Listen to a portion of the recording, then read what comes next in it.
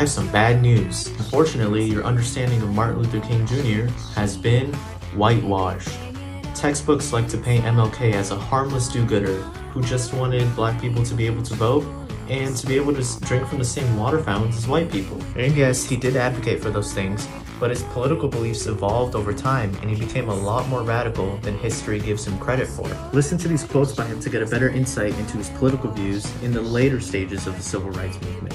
We must also realize that the problems of racial injustice and economic injustice cannot be solved without a radical redistribution of political and economic power. That we spend $322,000 for each enemy we kill in Vietnam, while we spend in the so-called war on poverty in America only about $53 for each person classified as poor. History likes to single out one moral arbiter that white America can point to and feel good about. Like, hey, I support that guy. You know what I'm talking about, like those liberal sorority girls who put MLK quotes in their Instagram captions. But let us not forget, MLK had a 70% disapproval rating at the time of his death. If he was alive today, he'd be opposed by conservatives, and liberals would say he needs to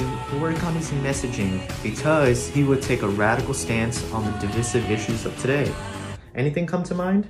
American textbooks always give off the impression that you have to be this extraordinary, greater-than-life figure to enact change, when in reality, change is enacted by millions of people fighting together as a collective.